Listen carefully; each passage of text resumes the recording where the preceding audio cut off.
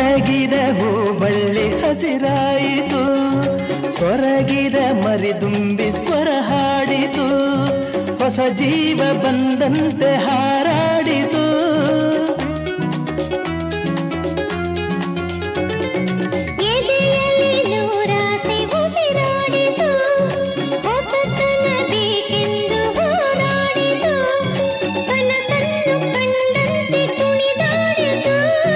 ಜೀವಕ್ಕೆ ಹಿತವಾಯಿತು ಅಮೃತ ಕುಡಿದಂತೆ, ಸ್ವರ್ಗವ ಕಂಡಂತೆ.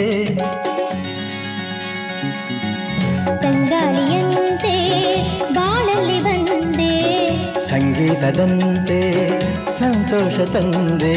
ಬೆಳಕಿನ